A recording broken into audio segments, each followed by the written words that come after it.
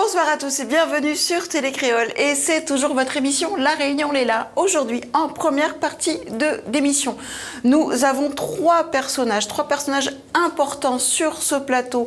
C'est Emmanuel Mussard qui représente la CRC ce soir, qui va nous parler de la semaine des aidants. On a aussi Jean-Marc Maillot, c'est notre mannequin du jour. Il est aidant aussi et français, Tiaranga. Et je me suis pas trompée, c'est dire ça, Tiaranga, aidante aussi et en même temps présidente de parents d'enfants autistes. Mais surtout, juste après, quand on a fait le tour du CRC et de la semaine des aidants, il va falloir rester avec nous car nous avons Gismir Amoudou pour l'essentiel de l'actualité réunionnaise. Bonsoir Jessica, mesdames, messieurs, bonsoir. Bonsoir à tous. Donc une semaine qui a commencé sur des mauvaises nouvelles, en espérant que ça va changer, en tout cas pour cette semaine qui est bien lancée.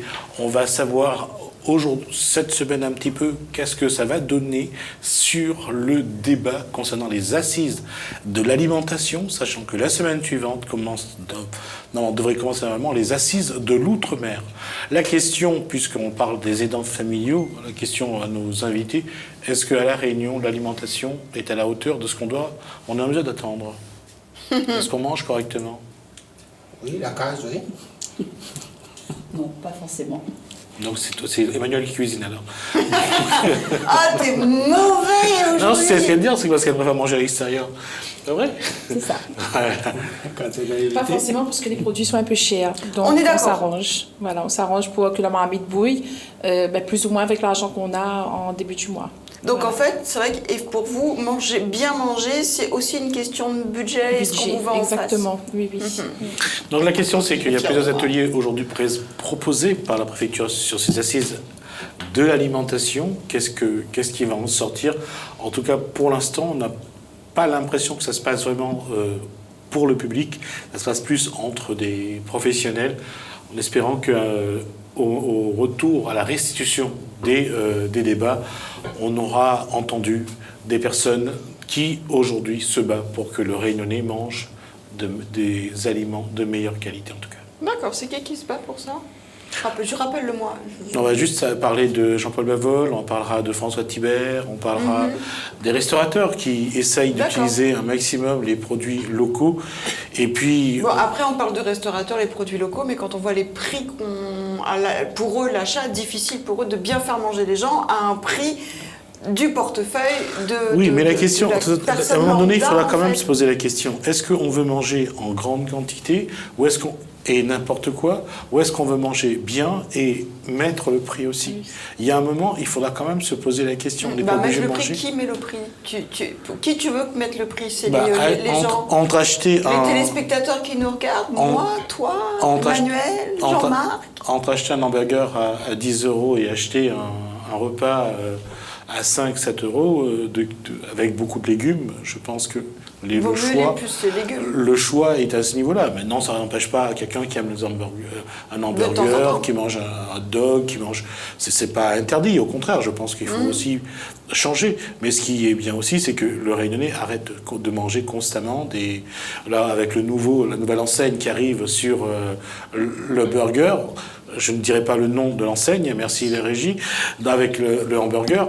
Et je crois qu'il faut absolument que le Réunionnais essaye aussi de changer ses habitudes alimentaires. C'est pour ça que... C'est pas les enfants qu'il faudrait changer. Parce que je ne sais pas si tu regardes dans toutes ces grosses enseignes, et vous êtes d'accord ou pas avec moi, toutes ces les sandwichs, on va appeler ça comme ça, c'est marqué restaurant quand même. Restaurant, machin, etc. Et les enfants, quand ils disent « Maman, on peut aller manger au restaurant, s'il vous plaît ?» Eh ben, ils voient le restaurant avec ces enseignes d'hamburgers tout pourrave quand même. Pourrave, excusez-moi, c'est pas vraiment pourrave, mais c'est pas très bon pour la santé non plus. Donc il y a aussi dans l'idée du manger au restaurant et la sandwicherie. Et cette question-là se pose pourquoi? Parce que plus qu'on parle des aidants familiaux, je pense que des aidants sont également confrontés à ça. Je crois que les personnes dont vous vous occupez, généralement, demandent aussi de manger des aliments de bonne qualité. De bonnes choses, oui. Et je le fais, j'essaye donc de le faire, j'essaye de planter. C'est-à-dire? Comme tu cites Bavol, donc les légumes longtemps, nous essaye donc de mettre un petit peu de chouchou dans la cour, un petit peu de carottes, un petit peu de thym, mais dans la cour. D'accord. On va rappeler juste les dates, donc on va revenir à la première partie. Donc je vous le disais, donc 3 personnes, une du CRC et 2 aidants. Bonsoir Emmanuel. Bonsoir. Alors on parlait des aidants, donc Gismi, on fait la liaison. Il y a 2 aidants avec nous ici parce que c'est la semaine des aidants. Oui, c'est la semaine des aidants du 1er au 8 octobre. Alors pourquoi le CRC a accès à une communication et tout un colloque sur toute une semaine pour les aidants? Qu'est-ce qui se passe? Alors le groupe CRC, effectivement, c'est la 7e année qu'il organise la semaine des aidants. Donc c'est une semaine qui permet à l'aidant de prendre un peu de Je vais répit. juste interrompre Emmanuel, parce que j'aimerais bien que vous disiez aux téléspectateurs, c'est quoi CRC? Alors les caisses réunionnaises complémentaires. Merci Gismi. Donc le groupe CRC organise donc depuis 7 ans cette fameuse semaine des aidants qui permet donc aux aidants de prendre un peu de répit pour eux. Pendant une semaine, ils peuvent nous retrouver sur les sites pour se faire chouchouter, pour... on a du loisir, du loisir, de la santé, de l'écoute, du bien-être et de l'info aussi, parce que de les l'information. aidants, ils ont besoin d'infos. Tout à fait, ils ont besoin d'informations, ils ont besoin aussi d'être écoutés, simplement, de dévider leur sac, comme on dit. Et c'est pour ça que Francette et Jean-Marc pourront témoigner de leur expérience à travers nos ronds de cœur. Hein. C'est des groupes de parole qu'on a mis en place depuis bientôt 3 ans.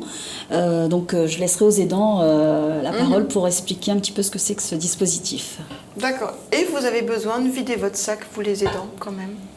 De temps en temps, oui. De temps en temps. Qu'est-ce qui devient lourd? Qu'est-ce qui est lourd pour toi, par exemple, Jean-Marc, au quotidien et à l'année, on va dire? On prend sur une fourchette d'une année. Qu'est-ce que tu as besoin de... On va se tutoyer, ça va être beaucoup plus simple sur ce plateau. Merci. Qu'est-ce que vous avez besoin de jeter, de balles, Ben, c'est le trop-plein, parce que bon, moi j'ai la particularité, c'est que je m'occupe en même temps donc d'une personne âgée, ma mère, 90 ans, D'accord. et d'une personne polyhandicapée, avec 2 centres d'intérêt très différents. Donc un peu casanier et l'autre qui aimerait bien sortir, vivre donc un maximum.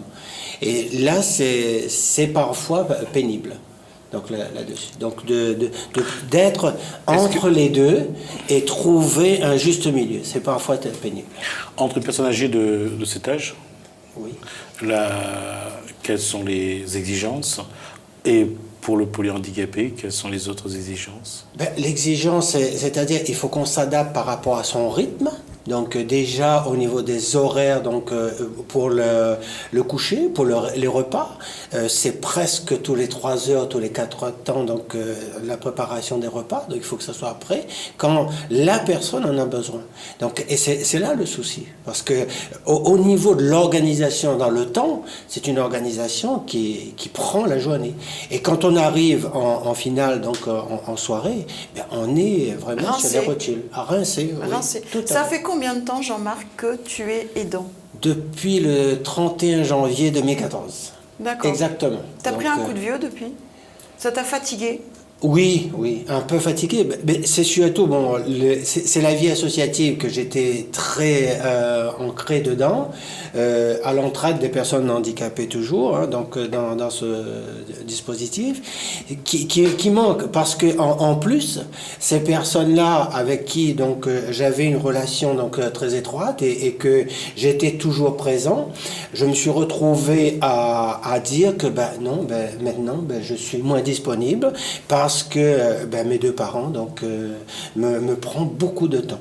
Et ça, c'est difficile à accepter. Est-ce qu'avant 2014, tu avais des centres d'intérêt, un passe-temps, un loisir, qu'au jour d'aujourd'hui, tu as mis de côté parce que tu ne peux plus, tu n'as plus le temps et j'ai plus de cinéma, déjà. Donc ça, c'est quelque chose. Les voyages, n'en parlons plus, donc à l'heure actuelle, donc je peux pas... Donc tu peux même pas partir, t'éloigner une petite semaine, rien que pour non. dire... À l'heure actuelle, c'est très très très difficile, donc là-dessus.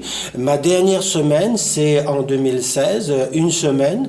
Ma sœur, donc l'autre sœur, donc est venue donc me suppléer pendant une semaine, et donc pour que je puisse donc vraiment partir, faire une action solidaire dans une île donc voisine.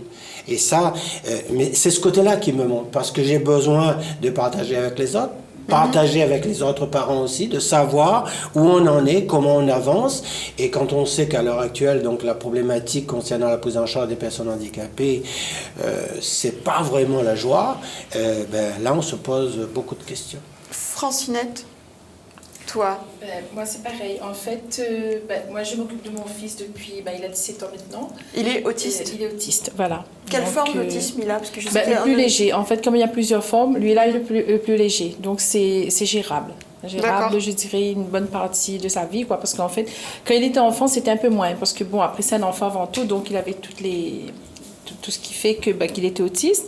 Et là, maintenant qu'il est un peu plus grand, donc c'est plus gérable. Et c'est vrai que, comme a dit monsieur, on n'a pas de vie, on n'a rien du tout. Moi, j'ai pas eu de vie depuis, sauf cette année et l'année dernière, je dirais un petit peu moins.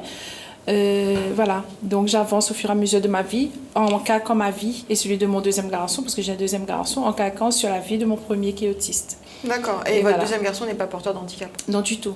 D'accord, donc même pour lui, ça, à vivre, comment il arrive à vivre tous les jours il est en colère, maman en grandissant, tout le temps il devient présente en colère. Pour son frère? Voilà, il devient en colère en grandissant. Et il garde cette colère-là en lui, parce que c'est pas le fait que je me suis peut-être pas trop occupée de lui, parce que après j'avais quand même du temps pour lui, donc tout ce que je faisais avec le grand, je faisais avec lui aussi, il n'y a pas de souci là-dessus. Mais c'est plus le fait que depuis tout petit, il a 2 ans et demi de moins que le grand, hein, c'est lui qui a pris en charge son frère. Et là maintenant, à 14 ans, il commence à me dire « Maman, je suis fatiguée ». Et donc lui, quelque part, il est devenu aidant par conséquence, quoi. Donc, mais c'est comme ça la vie, on n'y peut rien. C'est pas l'enfant qui a décidé d'être autiste, c'est comme ça voilà, on dit en France c'est un enfant sur 150, sans choix, sans rien, hein, donc c'est comme ça. Et donc ma vie aujourd'hui, voilà, comme je disais, c'est mon choix de vivre comme ça avec mon enfant et pour mon enfant. Et je ne peux pas faire autrement. De toute façon, je ne demande pas non plus à faire autrement. Vous allez dire que je m'enferme dans... Non, pas du tout. Voilà. J'ai rien dit. Non, pas je parle, voilà, tout le monde. Voilà. Mais il y a ce sentiment de culpabilité? Oui. Parce que moi-même, j'ai pris presque 6 ans... parce que les créoles avant tout, on a aussi la famille, quand il voit que maman il est différent, il dit peut-être qu'on n'a pas fait service, peut-être qu'il manque encore quelque chose. Pas fait de service, c'est-à-dire c'est la religion. D'accord, parce que je suis métisse malgache malbar, donc il y a la religion qui joue. En fait, l'autisme n'a rien à voir ni avec la religion, ni avec... mais ce qui est évident même. Voilà, exactement. C'est pas aussi simple dans la tête des gens qui sont très traditionnalistes et qui sont très superstitieux également, qui croient que la religion et l'opium, au-delà de ce que disait Marx, de la guérison et tout, oui. Et que la religion permet tout, quelque part. Voilà, exactement. Mais après, il faut avoir la foi. Quel que soit le Dieu qu'on prie, il faut avoir la foi. Moi, j'ai la foi au Tout-Puissant déjà. Et après, la foi en ce que moi, je faisais en tant que maman. Étant donné que j'étais maman à 33 ans, donc j'avais quand même de l'expérience avec les neveux et nièces. Et c'est là que j'ai compris d'ailleurs qu'il était différent.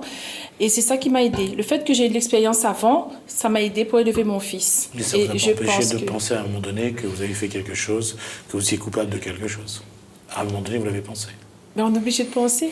On est obligé parce qu'on est réunionnés avant tout. Il faut que tu m'expliques, coupable de quoi? Pourquoi? Non, il y a parce qu'on cherche une raison. On cherche une raison à savoir pourquoi on a enfanté un enfant qui est devenu autiste. Voilà, donc il faut qu'il y ait une raison à ça. C'est pour ça qu'à un moment donné, elle pense que quelque part, on l'a punie pour quelque chose. Et pourtant, j'ai pas péché, croyez-moi. Jasmine, tu vas pas essayer de les faire pleurer là, s'il te plaît? Non, ce sont des schémas. Ce ne sont que des schémas. 6 ans pour comprendre que voilà, c'est comme ça et pas autrement. Heureusement que j'avais, malgré l'angoisse et tout, malgré les pleurs que je faisais la nuit sans que personne ne me voie, mais la journée, j'étais une maman vraiment formidable, je dirais. Voilà, j'étais une bonne maman. On en est même persuadés. Voilà, je manque pas, même aujourd'hui, je manque pas. Il m'arrive de baisser un peu les bras, il m'arrive de m'énerver, de tout ça, mais c'est bon. Mais ça, c'est une maman classique en Ça général. arrive à tout le monde. Non, ça arrive à tout individu. Ça arrive à tout individu. Oui, voilà. Qu'est-ce que ce genre de semaine comme le CRC organise vous apporte à vous et aux autres aidants? Parce qu'il y en a beaucoup. Combien d'aidants sur la Réunion, approximativement? Alors, je ne te demande pas un chiffre. Oui, le chiffre est compliqué à donner, mais ils sont au moins 46 000 aidants recensés. Après, nous avons des aidants, par exemple, les aidants salariés, qui ont une activité professionnelle, et ceux-là, pour le coup, ils ne sont pas recensés. D'accord. Et pourtant, ils sont bien là, et ils ont une journée de travail, et quand ils arrivent, ils ont une deuxième journée. 46 000 Oui, de recensés. De recensés, oui, on est bien d'accord. Donc voilà. Bien sûr, c'est un peu plus, oui. Beaucoup plus même, je pense. Ce que Manuel dit, c'est qu'à la limite, les gens qui travaillent et qui sont aidants, il y a des aides qui existent, mais ils ne connaissent pas. Tandis que ceux qui sont aidants bénévoles, parce que je ne suis pas payé par qui que ce soit, et donc n'a pas de soutien. Mis à part que le CRAC, donc, par exemple, donc, nous a aidés par rapport à un soutien pour se faire remplacer. Donc ça aussi, c'est important. Voilà, qu'est-ce que le CRC t'a apporté à toi, là, déjà, en généralité, déjà ça? Déjà cette année, donc, le fait d'apporter donc, des aides pour pouvoir se faire remplacer 2 heures ou 3 heures de temps, en fonction de la gestion donc, des carnets, c'est une avancée formidable pour nous. Et parce que là, je n'aurais pas pu être avec vous si j'avais pas une personne qui me remplace pour mes 2 parents. Donc vous comprenez que et ça il faut gérer donc là-dessus. Et après il y a le plaisir aussi de rencontrer les autres. Donc, lorsque j'emmène ma sœur donc au niveau de la semaine des aidants, qu'elle a rencontré donc les masseurs, ceux qui font donc les ongles et compagnie, elle est heureuse et on dirait qu'elle attend que ça pour vivre. Hein. Donc, on l'a vécu la semaine à Sainte-Suzanne il y a 2 semaines de cela.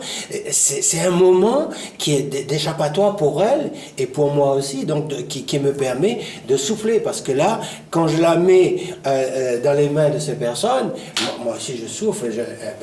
Et de la voir heureuse, ça vous soulage? Tout à fait, tout à fait. Ça, c'est énorme. Et il y a une chose aussi, au-delà de ça, puisqu'on parle de reconnaissance, et pour vous, les aidants, il y a un moment donné, il faut aussi que les autres, enfin ceux qui ne connaissent pas ce que vous faites, puissent, dans le cadre de cette action, avoir vraiment une idée de ce que vous pouvez vivre par moment, et que seul vous, je dirais, vous connaissez. Et c'est vrai que la reconnaissance, à un moment donné, est important de savoir que vous faites quelque chose qui est exceptionnel, extraordinaire. Le fait que vous nous recevez, donc de nous permettre de nous exprimer et de dire notre ressenti, c'est quand même quelque chose d'important. Parce que, bon, notre situation, on ne la partage pas tous les jours, ni au téléphone, ni par texto, ni sur Facebook. Emmanuel, est-ce qu'en généralité, sur les aidants, il y a aussi cette espèce de forme de honte qui s'installent chez les aidants, qui ont honte de dire « moi, je m'occupe de ma famille, moi, je suis aidant ». Est-ce que la honte aussi est dans...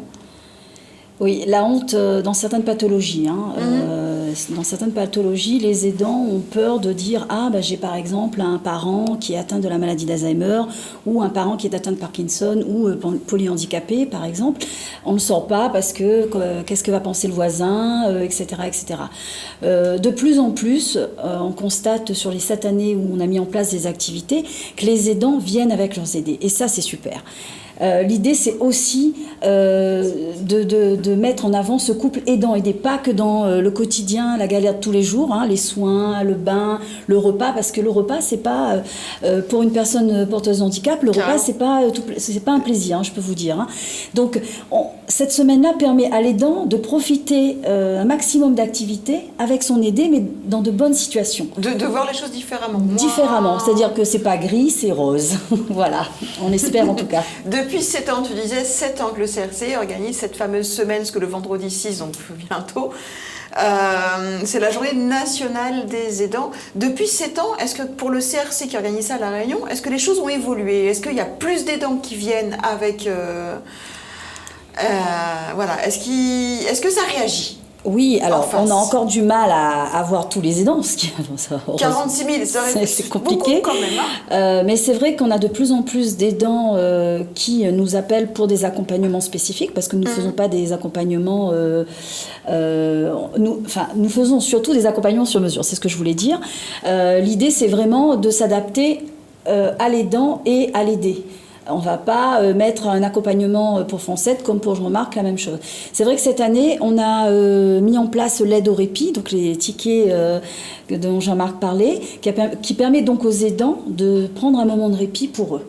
Bon, c'est sûr qu'on débute, donc nous mettons des dispositifs au fur et à mesure et en fonction des besoins des aidants. Donc nous sommes à l'écoute de ces personnes. Oui, est-ce que vous allez piocher directement à la source pour on va savoir justement, un petit peu... exactement. Donc on les côtoie, pas quotidiennement, mais régulièrement. Et pour le coup, on est vraiment sollicité par des aidants qui nous font monter des besoins de terrain. Et c'est à partir de là que nous mettons, les conseils d'administration mettent en place des dispositifs pour répondre à ces besoins. L'idée, c'est vraiment d'être sur mesure. C'est pas de faire des choses et puis dire on fait. C'est vraiment d'aller à l'écoute et accompagner l'aidant dans sa vie de tous les jours. Alors, n'importe quel aidant peut appeler le CRC On répondra à n'importe quel aidant, oui. Même s'il n'est pas forcément. On ne sait pas ce qu'on lui dira, mais on y répondra. Mais voilà, il faut Nous sommes dans l'écoute, il n'y a pas de affilié. souci. Non, nous sommes dans l'écoute, il n'y a pas de souci. Mais dans l'écoute, on est d'accord. Mais après, pour De toute façon, que ce soit le couple aidant-aidé, il y a toujours un lien avec le groupe CRC. D'accord. Il y a aussi un constat, c'est qu'aujourd'hui, et là je pose la question aux deux intéressés, c'est que il y a aussi un véritable appel au secours des aidants aujourd'hui. Vous êtes dans des situations qui sont parfois extrêmes, où vous êtes au bord de la rupture, pour ne pas dire parfois le burn-out ou l'envie de vraiment de mettre fin à tout ça. Ah oui, il y a des jours, ça m'est arrivé, hein, comme tout à l'heure François disait, hein, c'est que bon, on charle un coup le soir. Donc pour réagir, et donc, mais on a un ras-le-bol. Le lendemain matin, il faut lever. Quand même, au petit déjeuner, parce que... Oui, il faut préparer tout et mettre tout en place et que le monde tourne et que ces deux personnes-là... Ça fait 2 ans à peu près, je crois, qu'il y a une vraie je dirais, prise de conscience que les aidants, aujourd'hui, ont vraiment besoin d'être aidés, d'être accompagnés. Oui, je pense que, bon... Pour répondre un peu aussi à la question, pendant ces temps-là, on a vu des évolutions. Il y a eu le rond de cœur. Les ronds de cœur ont permis donc de faire avancer les choses. Alors, qu'est-ce que c'est explique-moi ce que c'est, les ronds de cœur. C'est un espace de discussion. Donc les aidants c'est un groupe de parole, on va dire. Un groupe de parole, donc vont discuter et vont échanger sur leurs difficultés, leurs problématiques et compagnie. Quelle problématique ressort encore depuis 7 ans? C'est régulièrement Le répit. Le répit. Le répit. Et donc, moi, la solution donc, du répit-repos, ça a été génial parce que je ne pouvais pas, ou bien je pouvais venir que seulement une petite partie de discussion à travers le rond de cœur parce que il fallait que je reparte parce que la personne qui me soutenait, qui m'aidait, donc gracieusement, donc devait repartir chez elle. Et donc, et ça, c'était frustrant. Parce que quand on a commencé une discussion avec d'autres personnes et que tout d'un coup, on dit excusez-moi, il faut que je m'en vais. Hein, donc, c'est une obligation. Et on ne sait pas aussi qu'on est aidant. Moi-même, pour moi, j'étais maman et il y a presque 2 ans maintenant que j'ai rencontré Emmanuel, je sais que je suis aidante. Avant ça, j'étais maman qui s'occupe de son enfant. Tu l'as pris comment quand tu as compris qu'en fait, tu faisais partie de ce cadre des aidants, que tu étais aidante? Quelle était ta réaction? On se rend compte qu'on a un réel problème finalement. Voilà, c'est-à-dire avant, je vivais normalement parce que j'ai dit mon fils, c'est mon enfant. Mais moi, ça va, comme j'ai dit. Hein, mais après, je connais d'autres parents qui ont vraiment besoin justement de ce genre de répit-repos qu'ils ont, que donne le CAC. Répit-repos. Voilà. D'ailleurs, je remercie le CAC de nous avoir invités. Hein. Donc on a besoin de ce genre de société qui nous aide justement à avoir de l'aide. En parallèle, tu es aussi présidente d'une association, à passer vite fait sur le sujet, de parents d'enfants autistes. Voilà, l'association pour la reconnaissance du droit à la différence. Donc on l'appelle la PADD parce que c'est un peu long. Donc la PADD a été créée en 2011 pour justement les parents d'enfants autistes. Parce que moi je croyais que j'étais toute seule. Est-ce que ce message est passé du CRC à ces parents autistes? Oui. D'ailleurs, j'invite tout le monde à demander le chéquier parce que moi finalement j'ai pris dernièrement et ça m'aide. Expliquez-moi ce que c'est le chéquier. Ça m'aide pour le ménage. Moi quand j'ai demandé à mon banquier, il me dit ah non Madame Pitou, on n'avait pas commencé. C'est un dispositif qu'on a lancé en 2017. Donc nous allons inviter les aidants à venir nous retrouver du 1er au 8 octobre pour leur expliquer ce que c'est que l'aide au répit. D'accord. Et franchement, ça rend service. Quand on peut s'asseoir, prendre un café, le temps qu'il y a une dame qui fait votre ménage, franchement, c'est un dispositif qui date vraiment que 2017. Oui, on l'a lancé en janvier 2017. D'accord, il y a plein de choses qui ont été lancées en 2017, dis-moi. Il y a l'agence mobile aussi. On a été la semaine dernière à l'inauguration de coupage de ruban avec notre Miss et Sangouma.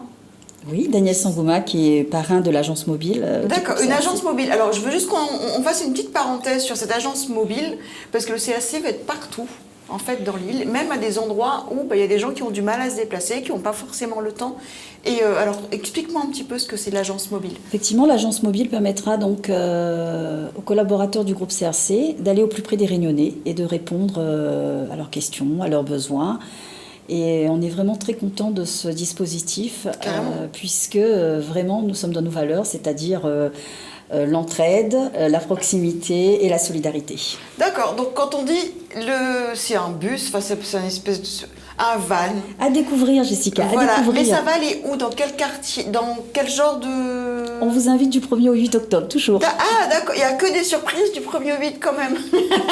Peut-être qu'il faut préciser que par rapport à ce bus, il est accessible aux personnes à mobilité réduite. En plus. Ah oui, on a testé, hein, donc c'était tout bien. On est venu pour cela et donc c'est bon, c'est calé. Donc la personne en fauteuil ou à mobilité réduite peut venir parce que l'adaptation elle a été pensée, réalisée. Donc, et ça c'est une chose. Quand il faut le dire, quand c'est bon, il faut le dire aussi. Carrément, on va juste entre deux, avant de revenir sur le CRC, sur l'agence mobile, sur la semaine des aidants et tout, on va se faire une petite pause. Clip. Tadam.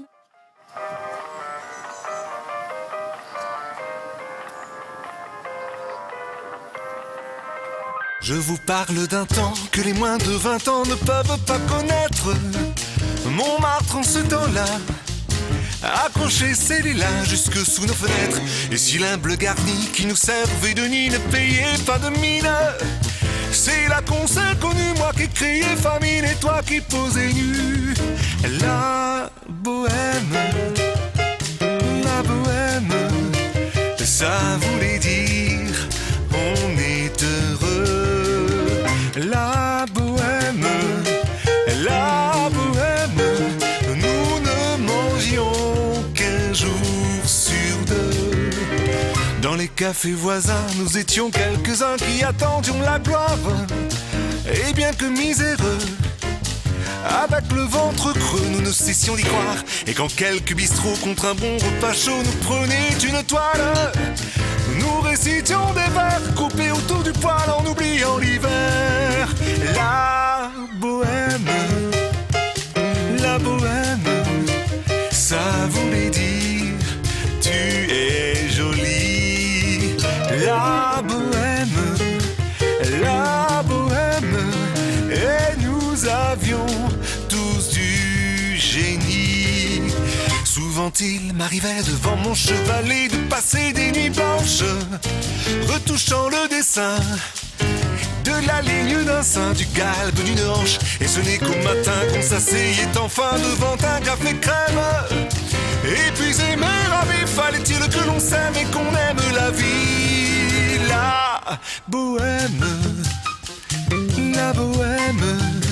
ça voulait dire on a 20 ans. La bohème, et nous vivions de l'air du temps. Quant au hasard des jours, je m'en vais faire un tour à mon ancienne adresse. Je ne reconnais plus ni les murs ni les rues qui ont vu ma jeunesse. En d'un escalier, je cherche l'atelier dont plus rien ne subsiste. Dans son nouveau décor, Montmartre semble triste et les lilas sont morts. La bohème, on était jeunes, on était fous. La bohème, ça ne veut plus rien dire du tout.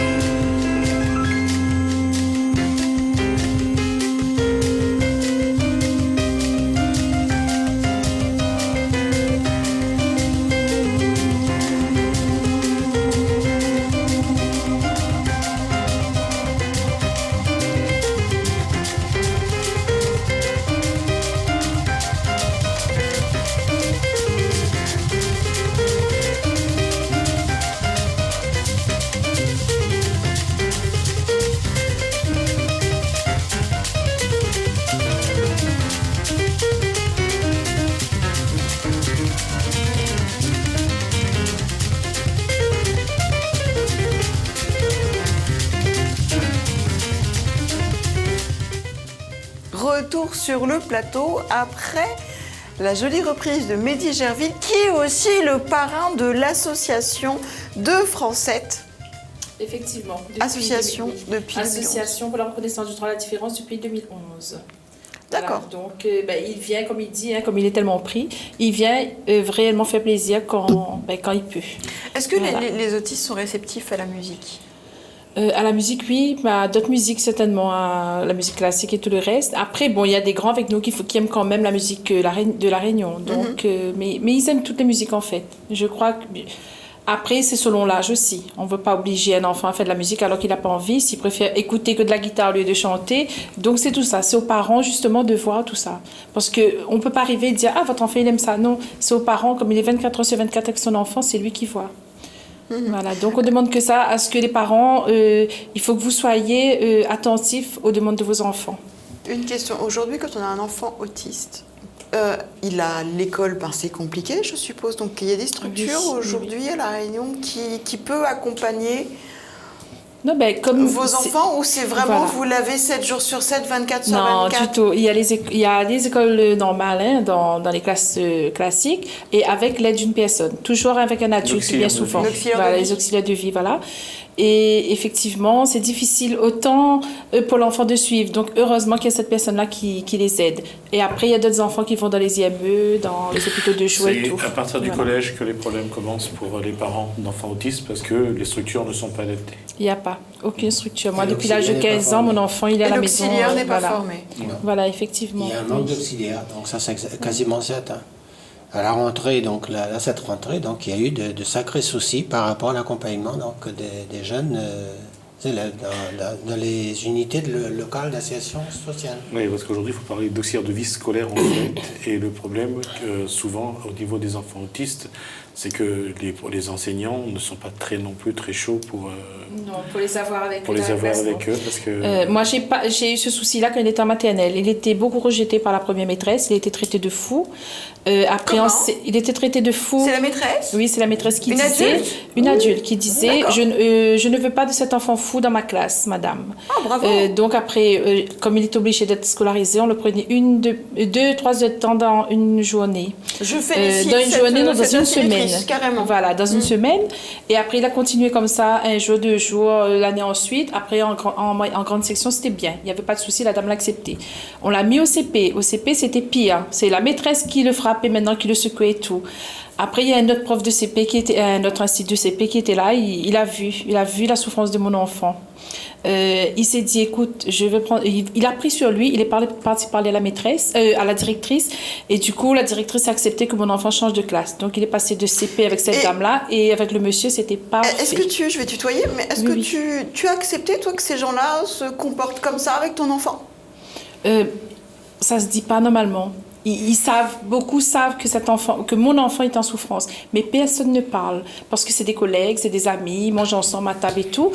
Mais grâce à ce prof-là, franchement, aujourd'hui, j'ai toujours la reconnaissance pour lui et ça fait quand même 6 ans que mon enfant n'est pas dans son école, mais franchement, c'était quelqu'un qui nous a aidés. Moi et son papa, franchement, on était... Et puis de toute façon, il y a aussi une omerta là-dessus. Lorsqu'un professeur, un enseignant fait du mal à un enfant handicapé, personne ne parle parce que les parents ont peur que devant, les portes se ferment également. Donc il y a un contexte aujourd'hui aussi qui n'est pas simple. Ce qui est très grave quand même, mine de rien. Oui, mais il faut chercher des solutions. La solidarité corporatiste existe aussi, donc c'est quelque chose qu'il faut aussi voir.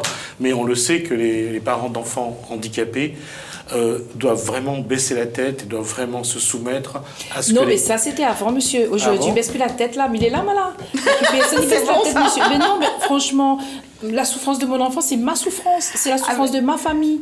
Donc, notre famille était tout le temps malheureux. 24 heures sur 24, on était malheureux parce qu'il fallait trouver une solution pour mon garçon. Et aujourd'hui, ça continue. Même là, au lycée, il se passe des petites choses comme ça en dessous. Mais moi, j'ai été la dernière fois. Et j'ai dit avec la personne qui est au placé, je lui ai dit, c'est une discrimination de refuser à ce que mon enfant parte faire une sortie avec vous. Et je lui ai dit, franchement, je suis sortie de là, j'ai pas pleuré devant elle, mais j'étais vraiment en larmes. Parce que je me dis, c'est une souffrance, il a 17 ans maintenant. Il y a une chose, madame, si l'enseignant juge que le cadre n'est pas suffisamment garanti pour l'intégrité de la personne, Je peux comprendre cet enseignant-là. Maintenant, il faut mettre en place un cadre où l'enfant est vraiment sécurisé. Exactement, Et monsieur. c'est ça le problème. Et l'année dernière, ils ont fait la même chose, mais ils ont joué sur le mot qui était écrit sur le certificat médical. Cette année, ils ont rendu son argent en dessous sans que son AESH était au courant, scolaire. sans que tout le monde... Ben, il est bien assuré parce qu'il faut bien assurer notre enfant. Et donc, du coup, on lui a rendu son argent en dessous. Et moi, le jour J, j'ai appris. Le jour J, c'est-à-dire à 7h30, j'apprends que mon garçon n'ira pas à cette sortie-là. Parce que, vous savez, avec les enfants autistes, la différence, c'est que ils disent pas tout. Il faut tirer petit bout par petit bout pour savoir. Ils peuvent vivre une grosse situation stressante et tout. Les parents ne sauront jamais. Après, il faut regarder le regard et tout, mais tant qu'ils ne sont pas touchés, voilà. Et il faut se battre, il faut que les parents se battent, il faut qu'ils se disent, c'est fini, c'est fini. Moi, je dis tout le temps, l'esclavage est fini depuis 1848. Donc, que ce soit ma couleur de peau ou ma situation sociale, ça n'a rien à voir. C'est fini et on est là aujourd'hui, on se bat. Et moi, je suis là, je me bats. Je me bats parce que j'ai besoin de me battre, j'ai besoin de montrer ça. Mais ce qui est en plus de la vie quotidienne d'avoir un enfant autiste ou c'est pas facile. aidant, voilà. En plus de se battre contre des adultes, je dis bien, précisons les choses, des adultes qui ont soi-disant toute leur tête, limite c'est eux les autistes, hein, sérieux, parce que c'est quoi un enfant et un enfant fou, ils sont un peu handicapés quand même. Franchement, mais je peux pas être méchant. La maltraitance institutionnelle, elle est là, hein, donc elle est présente, hein, donc qu'elle soit autiste ou autre handicap. Hein. Autre handicap aussi, tu as vécu ça, toi, bien sûr, autre handicap. Jean-Marc? Mais quand on voit des instituts qui n'osent pas rentrer dans un fauteuil parce que de peur que le handicap de l'enfant qui est handicapé dedans va se transmettre par la ferraille. Des adultes et des instituts, ça, hein, donc là-dessus. Hein. Bon, il y aurait tellement de choses à dire. C'est navrant là-dessus. Non, mais ça me fait sourire tellement que la bêtise, elle est profonde. La maltraitance, ça vient aussi souvent de mauvaises informations, de la méconnaissance de la pathologie ou du handicap. Donc pour le coup, il y a forcément des gens qui ne sont pas forcément maltraitants, enfin, ils ne maltraitent pas l'enfant parce qu'ils ont envie de le maltraiter, c'est parce qu'ils ne connaissent pas le handicap. Mais donc il y a effectivement le volet formation qui est important, et c'est pour ça qu'on revient sur les aidants. C'est pareil, un aidant, quand il doit s'occuper d'une personne, par exemple, porteuse de handicap, d'abord une formation. Il y a tout ce qui est les transferts, hein, entre la chaise roulante et le lit, par exemple. Ça, on ne le fait pas comme ça. Ils sont même appareillés. Voilà, donc, mais il y a des formations à avoir. Donc tout ça, l'aidant a besoin d'être accompagné. Pas que le soutien psychologique, pas que l'écoute, pas que le répit. Le CRC offre tout ça au jour d'aujourd'hui. En tout cas, ça fait partie de l'accompagnement, ça fait partie de notre accompagnement. La formation, ça fait partie de notre accompagnement. Après, on n'a pas tous les aidants qui sont d'accord d'aller suivre une formation pour être accompagner correctement son aidé au quotidien.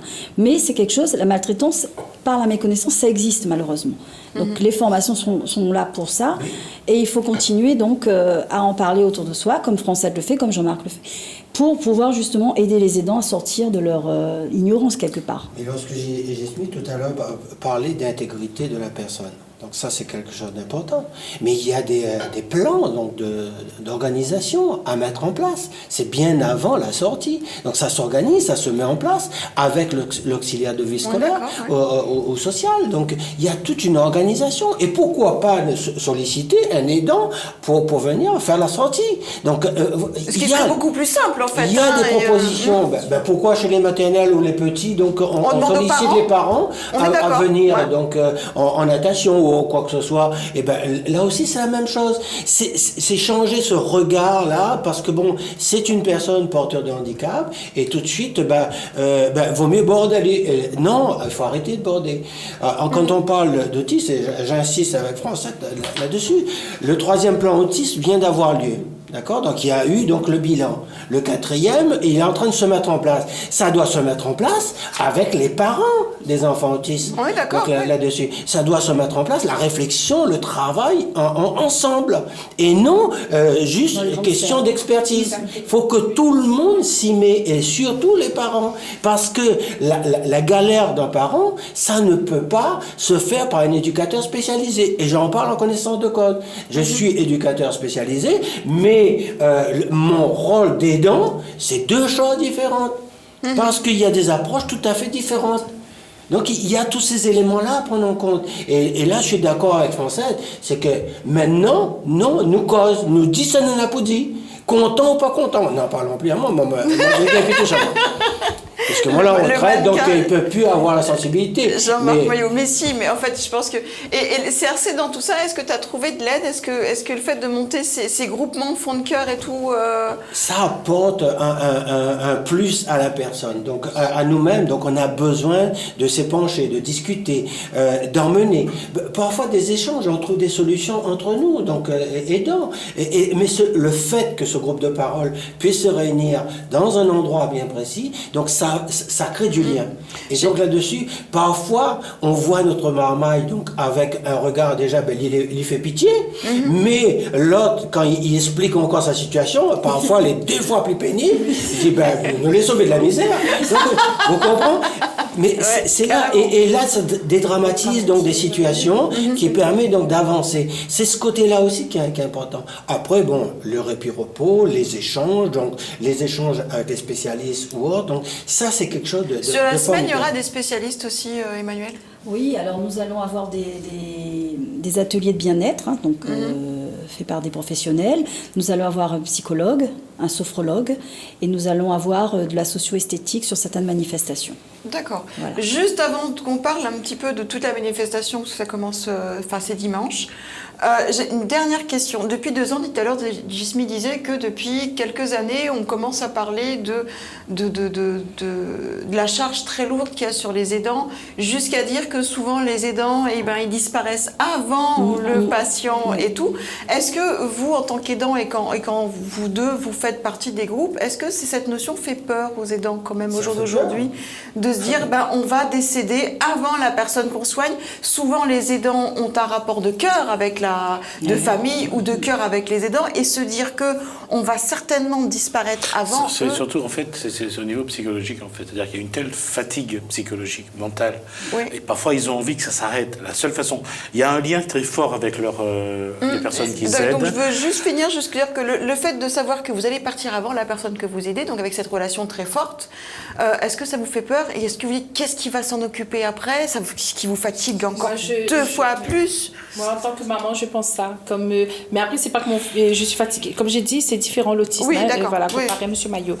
Mais moi, j'ai peur. Qui va s'en occuper? Parce que Après? Voilà. Moi, j'aimerais bien partir avant mes enfants. Bien sûr, c'est dans la lignée des choses. Mais pas dans ce cas-là.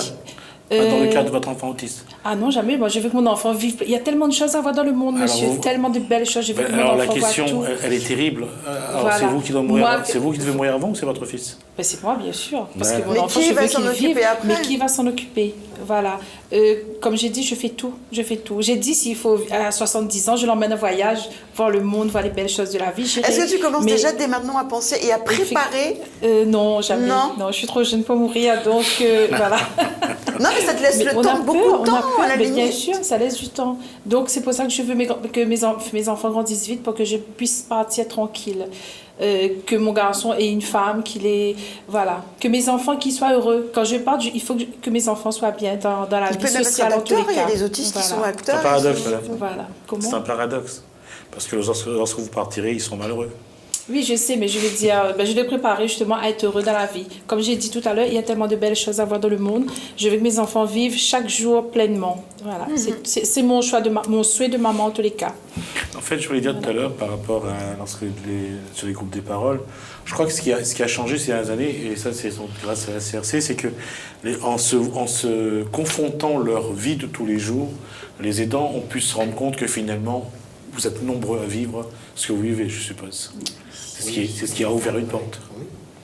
L'échange, donc, Ça, c'est moins isolé. savoir donc qu'il y a des choses qui se passent aussi de l'autre côté, avec d'autres personnes qui vivent une galère, donc parfois donc pénible.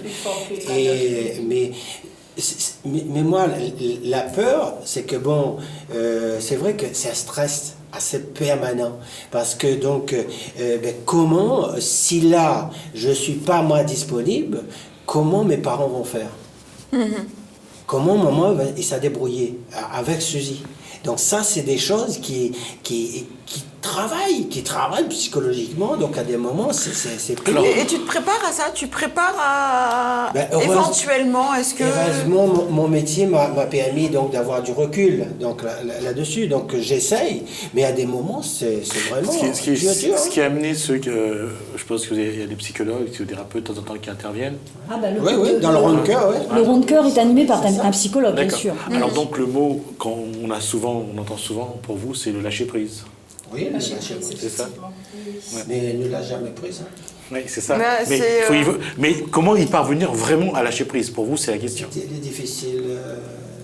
C'est juste un mot. Même si l'âme elle est là, mais l'esprit aussi est de l'autre côté, tu vois. Donc c'est ça les affaires, parce que et c'est là que comment ça se passe là. Tu vois, c'est toujours ce stress permanent. Quand tu es sur la route, tu vas à une réunion, tu vas voir dans autre chose. Quand tu reviens, tu te dis, ben là, comment ça s'est passé? Comment je vais les prendre? Comment les retrouver? Tu vois? Donc après, il faut que tu fous tous tes soucis derrière et que là, quand tu arrives là, il faut que tu sois disponible à eux. Et c'est là que... En plus, je dis, la particularité chez moi, c'est qu'il y a deux centres d'intérêt. Et donc, ma petite sœur, donc elle a besoin donc de jouer, de s'amuser. Enfin, petite sœur, 62 ans. Hein. Oui, d'ailleurs, je disais mannequin tout à l'heure, c'est pas pour rien, c'est parce que c'est votre petite sœur qui est avec vous. Oui, c'est ma petite sœur. Et elle s'amuse très bien, donc on s'amuse donc là-dessus. Mais ça, c'est pareil. À cet âge-là, lorsque tout à l'heure on parlait donc d'évolution de la prise en charge, du temps de Dr Callen, si vous l'avez entendu parler, Jusmi, donc Dr Callen, lui, il jouait pas dans la dentelle. Donc là-dessus, et les parents donc étaient devant une confrontation énorme.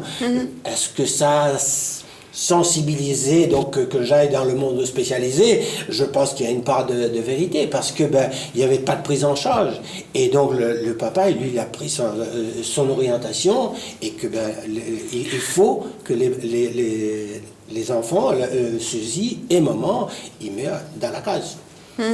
Et cette semaine de répit que vous allez avoir, comment vous allez le vivre? Comment vous allez la vivre? Et est-ce que vraiment vous allez lâcher prise? Vous allez profiter qu'on s'occupe de vous, qu'on fasse des massages, qu'on vous maquille, qu'on vous fasse du bien? Est-ce que pendant cette semaine-là, vous allez vraiment vous dire, voilà, il y a une semaine et elle est pour moi, et enfin, je vais vivre vraiment? Il ne gagne pas trop, on gagne pendant une petite heure, pendant 10 ou 15 minutes, avec des doigts de fée sur mon crâne. Donc ça, je garde ça, c'est extraordinaire. Les massages, donc, qui fait que j'ai au niveau de la nuque, quand ça te libère, là tu lâches prise. Il y a la sophrologie aussi, qui est fait aussi pour ça. C'est un côté aussi qui est important. Donc c'est là, ce moment-là. C'est on va pas dire la semaine, mais des petits quartiers donc, qui va nous permettre de lâcher prise. Et ce lâcher prise, moi, mon dernier massage donc, à Saint-Suzanne, donc là-dessus, je veux bien me souvenir, parce que je me suis endormi donc, dessus. C'était tellement génial. Voilà. Ouais. Et là, j'ai lâché prise. Et quand tu étais jeune, tu dis, merde, je me suis endormi, j'ai rien vu passer. Ah, mais c'était bien. Quand il dit que la journée de Saint-Suzanne, là, c'est nous, c'est l'association APADD qui avait organisé. Ah, c'est votre association qui l'a fait dormir. Voilà. Ok. C'est un des partenaires. Voilà. Mais en tous les cas, pour répondre à la question, personne ne pourra dire qu'on va lâcher prise. Parce que le temps que, comme dit monsieur, si on se masse la tête, les yeux vont courir partout pour voir quoi on est en train de faire là-bas. Voilà, on ne peut pas lâcher prise. Ce n'est qu'un mot pour nous. Voilà. Repos, c'est un mot aussi. Donc, il n'y a que des mots pour nous. On n'a pas réellement on n'est pas dedans à 100%, on ne peut pas. Puisque les psychothérapeutes qui vous accompagnent vous expliquent que lorsque vous allez lâcher prise, vous allez mieux vous sentir. Quand vous reviendrez, vous serez en meilleure situation, vous aurez plus d'énergie pour vous occuper de votre enfant. Ça ne vous donne pas envie de lâcher à un moment donné pour revenir encore plus fort? On aimerait, mais on ne peut pas. Parce que le temps que lui va parler, là je regarde maman, je dis, excusez-moi, je reviens dans un instant. On peut pas. Oh, d'accord, je vois. Voilà. Au contraire, on remercie le groupe d'avoir mis en place ce genre de journée, parce que c'est particulier quand même. Parce que mine de rien, si vous ne pouvez pas 100%, il faut savoir que ça vous apporte quand même un petit peu, un petit peu d'oxygène. Exactement. C'est comme si quand vous refilez un petit peu d'oxygène, mais on vous retire tout de suite, mais quand même, ça fait du bien. Voilà, 2 secondes, oui. Imaginez que vous lâchez vraiment prise pendant un laps de temps. Allez, on va dire 24 heures. Vous pensez que ça ferait de vous de mauvais individus, de mauvais êtres humains? Pas du Alors tout. pourquoi vous le faites pas? Parce que 24 heures, ce serait gaillard pour moi. Alors, Mais comment trouver ce 24 heures-là? Qui ça, il prend 24 heures d'affilée? Vous comprenez ça, Ouais, je Jasmine? comprends, C'est ça le souci. Parce que c'est le 24 heures. Moi, je dis, la sœur vient m'aider les week-ends, mais malgré tout, j'ai pas 24 heures. Et le pire, c'est que si la sœur elle est là, maman, comme si moi, c'est toujours le petit garçon, il ne dort pas tant que j'en marre pour rentrer. Donc, automatiquement, on est obligé de la rentrer, donc on va te lâcher prise, il est là. Là, il lâche pas prise. On va juste, on a dépassé le temps, Gismi. Bon, c'est pas grave, je te pique un petit peu de temps, c'est pas très grave, hein. Tu m'en veux? si, je t'en veux. Mais C'est pas grave, je m'habituerai. C'est à l'intérieur. Je vais m'habituer. Et il faut savoir, juste avant de passer vraiment au déroulement de la semaine, il faut savoir, monsieur Jean-Marc et Francinette, que les héros, ils ne se reposent jamais. Oui. Voilà. Jamais. Dimanche pique-nique. Oui, dimanche, on attend donc tous les aidants au Jardin de l'État pour la journée Sentez-vous Sport avec la gymnastique volontaire qui a bien voulu cette année nous offrir sa journée Sentez-vous Sport. Donc on attend les aidants. Ils sont bienvenus pour faire plusieurs activités sportives. Donc pour les adultes, grand public, c'est ouvert à tout le monde. Mais il y aura un focus sur les aidants. Donc on vous attend nombreux dimanche. À partir de quelle heure? À partir de 9h. À partir de 9h jusqu'à 15h. Oui. À peu près, voilà, À peu c'est près. une fourchette. Et vendredi 6, donc bientôt. Oui, c'est la journée nationale des La aidants. journée nationale des aidants. Qu'est-ce qui se passera? Alors cette année, on a décidé d'organiser donc cette journée à la halte Alzheimer, une maison qui a été inaugurée cette année par le CCS du Tampon. Donc on sera donc dans cette maison pour accueillir les aidants. D'ailleurs, pas que d'Alzheimer, les aidants de toute pathologie aussi. Vous êtes les bienvenus sur le Tampon pour D'accord, découvrir les avec activités. toujours ces points infos, les activités qui sont prévues et tout. Donc moi, je conseille les aidants déclarés, pas déclarés, parce qu'on aide toujours quelqu'un de la famille, surtout la réunion, un grand-père, une grand-mère. Allez-y, ça peut vous aider. Vous pouvez vraiment avoir des renseignements qui peuvent vous aider tout le long de l'année. Parce que comme disaient Jean-Marc et Francette, c'est compliqué quand même, tous les jours, tous les mois, tous les ans, tous les 5 ans. Voilà, c'est vraiment pour vous aider. Le CRC, en tout cas, a fait depuis 7 ans. Ils organisent plein de choses autour de vous et ça serait dommage de ne pas en profiter. Merci tout le monde. Merci. Je suis vraiment contente de vous avoir reçus. J'espère vous revoir bientôt, en tout cas l'année prochaine. Manuel, on essaie de faire un petit truc pour les 8 années du CRC, en tout cas, pas les 8 ans du CRC, c'est 40 ans passés, maintenant on est à 41 ans du CRC, mais en tout cas les 8 ans sur la semaine des aidants. Moi je vous dis surtout, il va falloir rester avec nous car nous avons Gismi Ramoudou pour l'essentiel de l'actualité réunionnaise. Rendez-vous demain en forme et de bonne humeur, soyez heureux et faites rentrer de la lumière chez vous les enfants. Ciao ciao.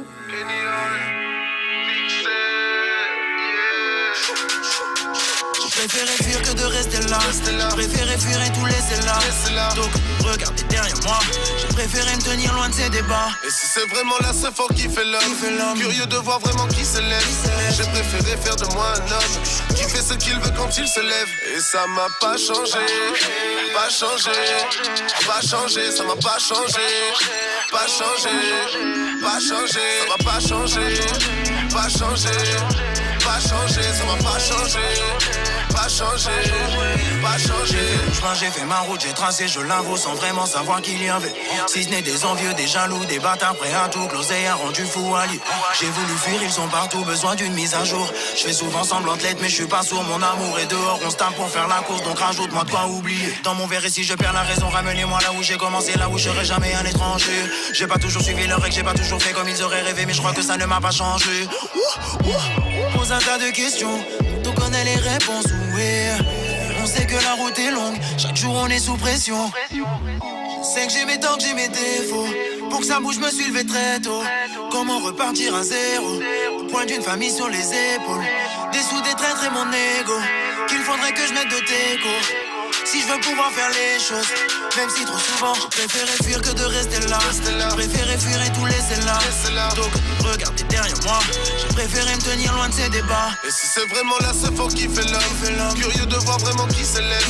J'ai préféré faire de moi un homme qui fait ce ce qu'il veut quand il se lève. Et ça m'a pas changé, pas changé, pas changé, ça m'a pas changé, pas changé, pas changé, ça m'a pas changé, pas changé, pas changé, ça m'a pas changé, pas changé, pas changé.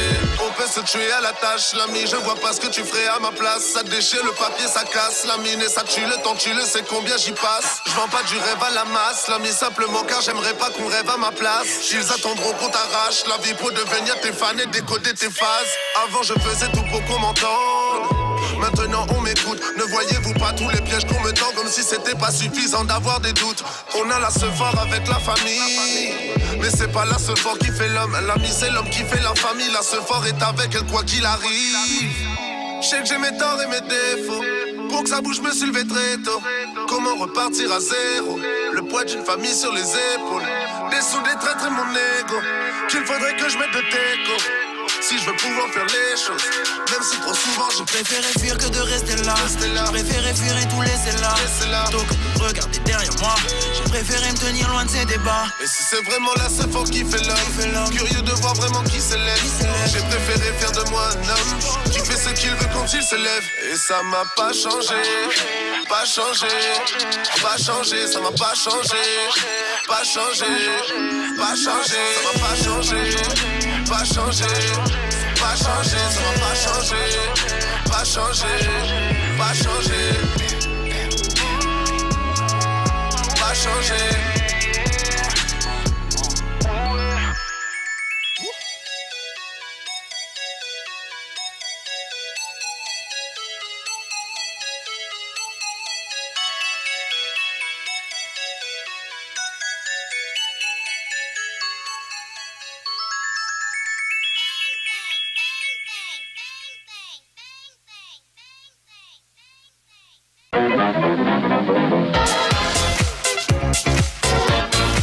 Bienvenue dans Au Sport pour ce numéro spécial Pendathlon Région Réunion. Je vais accueillir Miss Réunion 2017. Très joli, vraiment. Dans la télé, il n'est pas pareil, mais là, en vrai, il a fait donc ma marche derrière tout à l'heure.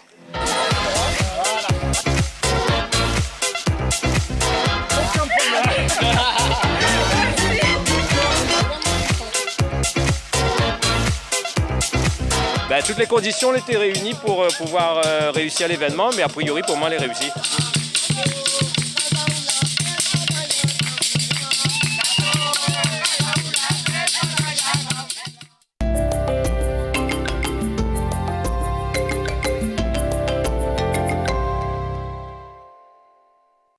Avec Créole FM et Télécréole, vendredi 6 et samedi 7 octobre, la Flamme Sega va chauffer le théâtre de Saint-Gilles. Avec sur la scène, les pionniers du Sega Océan Indien. Avec la famille Magnan au grand complet. Désiré François Cassia.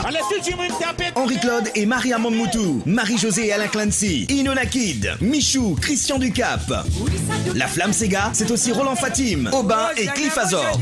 Mais aussi la nouvelle génération. Kenaël, Emmanuel et Émilie Ivara. Casabois, Pharaon, Morgane, Lumière, Sens Unique, Jérémy Waro, Choupinou, Zénès Créole, Gary Victor. Inforesa 02 62 41 93 25 ou 06 92 68 52 00.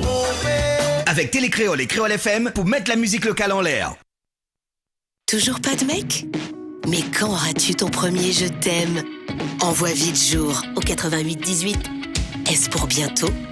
Pour le savoir, envoie vite jour au 88 18. Jour au 88 18. Avec Télécréole, jouez et gagnez votre invitation pour assister au concert de Cédric Analyse au Cabardoc. Pour cela, envoyez concert au 7654.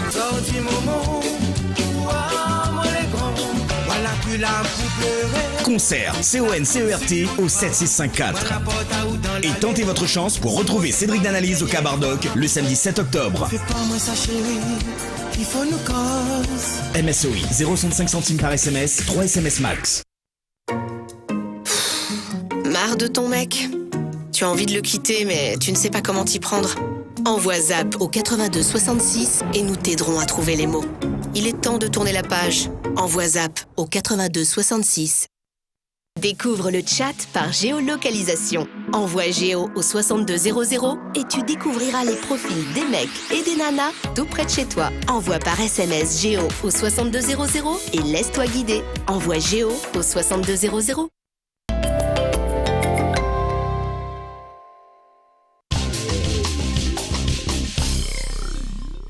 Bonsoir ou rebonsoir. La loi du 11 février 2005 définit le handicap comme toute limitation d'activité ou restriction de participation à la vie en société dans son environnement par une personne en raison d'une altération substantielle, durable ou définitive d'une ou plusieurs fonctions physiques, sensorielles, mentales, cognitives ou psychique d'un polyhandicap ou d'un trouble de santé invalidant. Le terme de handicap couvre donc de multiples situations. Il peut être moteur, psychique, auditif, visuel, etc. Le handicap est également défini par le Code du travail. On en parle avec Alexis Nugent, président de l'Association des personnes handicapées de Sainte-Marie. C'est dans la Réunion. Comment il est ?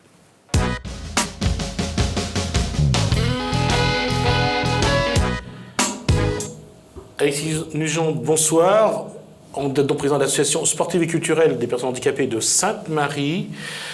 Alors vous, demain, on va parler d'handicap, mais face à la cuisine, il y a un petit dénominateur qui fait plaisir parce que la cuisine, les gens aiment bien. Ah, tout à fait. Merci Télécréole de nous avoir invités. Je dis nous parce que même si je suis là, on a un groupe. Donc nous avons invité la SCPH pour présenter un peu ce qu'on fait, ce qu'on a envie de faire justement pour amener ces personnes en situation de handicap à se découvrir, à se responsabiliser et surtout à croire en eux. C'est un aide aussi à la famille qu'on apporte. Le matin, ils viennent à l'association, donc les familles plus ou moins libres. Donc tout à fait, comme vous dites, Monsieur Ramoudou, demain, on a prévu, enfin c'était travaillé pas mal de temps. On va juste situer votre lieu de rendez-vous, c'est donc à Sainte-Marie. À Sainte-Marie, dans le local de l'association, 51 du double 10. J'allais dire que c'est à côté de qui reste de l'ancienne usine de la Mare. Exactement. De l'autre côté de... Non, Madame. C'est pas trop loin, c'est pas trop loin de Madame non plus, effectivement. Donc, pour ceux qui veulent venir, combien d'adhérents vous avez dans votre association? Bon, en association, nous, on a, on va dire, 45 adhérents. Mais il y a 26, 27 adhérents qui viennent tous les jours. Mais après, il y a d'autres personnes qui ont une famille. Et là, donc, l'événement, ça s'appelle la semaine? C'est la semaine créole, la semaine patrimoine, on va dire. Donc, mais nous, l'association, avec son agent de développement, Mme Omongom, a décidé de proposer justement d'associer les parents aux personnes en situation de handicap pour justement confectionner un repas créole qui sera jugé par un jury. On va dire un jury totalement impartial. Voilà. Et qui adore manger. La question, c'est sur une semaine? Ce sera sur une semaine, c'est-à-dire demain, il y aura... Ça commence demain. Jusqu'à la semaine prochaine. Jusqu'à le 12 octobre. Ah, il y a quand même... Ah oui. C'est plus que du... Ça veut dire qu'il y a deux groupes. Ça veut dire demain, il y aura un groupe qui va se projeter devant un jury. Après, on va laisser passer un peu le temps. Le 12, on refait notre groupe. D'accord, un groupe de personnes avec un jury. Et bien sûr, on croise les doigts pour les groupes. Alors, d'abord, vous avez préparé des menus que vous avez cachés, donc tirés au sort, pour que les gens sachent ce qu'ils vont préparer. Ouais, c'était une surprise parce que ne peut pas dire on va faire un carré comme ça. Quand on tire au sort comme ça, ça va donner aux parents et aux personnes de réfléchir comment on va faire un repas comme dans le temps longtemps avec nos anciens cordons bleus, nos seniors. Comme ça, au moins, ça fait plaisir. Alors, donc demain, ceux qui ont été tirés au sort demain, ce qui a été tiré au sort, c'est le... Demain, vous faites quoi? Demain, il y a un rougail à mourir, et puis carré grain blanc, des haricots blancs, comme il dit, et puis avec salade concombre. Je ne sais pas comment ils vont concocter ça, salade concombre, et puis différentes sauces piment. D'accord. Alors, on va, puisqu'on parlait tout à l'heure, je vous parlais de la loi du 11 février 2005, là, tout ce qui est personnes handicapées, on va écouter un témoignage, c'est celui de Duguette Marianne. Elle vient d'écrire un livre qui n'est pas encore sur le marché. Regarde, Marianne souffre de l'ataxie de Friedrich. La maladie de Friedrich ou ataxie de Friedrich, c'est une affection génétique évolutive due à l'atteinte de certaines cellules du système nerveux. Donc, c'est une maladie neurodégénérative. Cette maladie se traduit avant tout par des troubles de l'équilibre et de la coordination des mouvements volontaires, c'est ça l'ataxie. Donc, je vous propose d'écouter son témoignage et on revient dessus pour justement voir un peu comment cette personne aborde leur maladie. Mon handicap, il s'appelle l'ataxie de Friedreich, une maladie génétique, neurologique, évolutive et incurable. C'est une maladie rare. À quel moment tu as commencé à ressentir les effets de cette maladie? Oula. Ça fait très très longtemps. Déjà, je suis partie en métropole à l'âge de 14 ans pour me faire opérer d'une scoliose. Et on ne savait pas que c'est l'un des premiers symptômes de la maladie. Et après, vers 20 ans, un docteur à Saint-Pierre m'a dit « Madame, j'étais à l'université et mon fiancé, après des examens, il m'a dit « Voilà, vous êtes atteinte d'ataxie de Friedreich, je vous donne les coordonnées métropole, ils font tout là-bas, etc. » J'ai rien compris à ce qui m'arrivait. Je suis arrivée à l'université, j'avais pris une chambre à l'université, je les ai appelés, ils m'ont envoyé 2 consultations. Forcément, ça allait arriver, j'ai fait une grosse déprime, et puis après, j'ai dit, bon, ou je me laisse aller, ou je me bats. Quand je suis là aujourd'hui, c'est que je me bats. Voilà, en gros. Alors, ça ne m'a pas empêché d'aller jusqu'en licence. Même si c'était dur. J'ai eu ma licence en géographie et je ne pouvais pas faire une biographie sur les pentes de la Réunion, c'est impossible. Avec un fauteuil, je ne veux pas aller sur les pentes de l'île. Vous avez vu comment c'est. C'était pas possible, j'ai dû m'arrêter. C'était un déchirement, mais bon, c'est comme ça. Vous avez fait le lycée, vous avez fait une licence en géographie. Qu'est-ce qui s'est passé après? Qu'est-ce qui s'est passé après?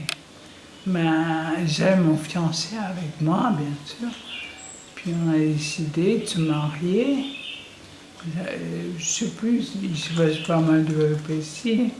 On a vécu ensemble un bon moment. Et puis vers l'âge de 29 ans, je me suis mariée. J'ai fait un bébé, un super bébé qui a maintenant 21 ans, qui a passé son bac S. Et il est parti en métropole, à Paris. Et il fait des études de musique, de piano. Et il est aussi à la Sorbonne. Donc je fais la théorie d'un côté et la pratique de l'autre. Et il vient en vacances tous les ans voir sa maman et ses copains. C'est un amour d'enfant. C'est ce que je souhaite à toute la mère d'avoir un fils comme ça. Il est adorable, il est motivant, il me booste, quoi. C'est mon énergie, ma force, mon bonheur. Alors, c'est urgent quand on entend quelqu'un qui est atteint d'une maladie neurodégénérative, elle est en fauteuil, elle ne se déplace plus qu'en fauteuil. Est-ce que parmi les personnes qui sont porteuses de handicap dans votre session, est-ce qu'il y a des gens où on s'accroche autant à des choses aussi fortes? Bon, c'est vrai que là, c'est un enfant, là on parle d'une action de cuisine. Ces petits moments-là, ça aide vraiment. Effectivement, ça aide vraiment. Moi, je vois Madame Marianne, je la connais. C'est vrai, c'est quelqu'un vraiment qui se bat, franchement. Je l'ai connue dans pas mal de sorties avec des associations. C'est vrai, c'est une personne formidable. Elle se bat, franchement, comme elle dit, c'est la vérité. Hein. Bien sûr que ça va apporter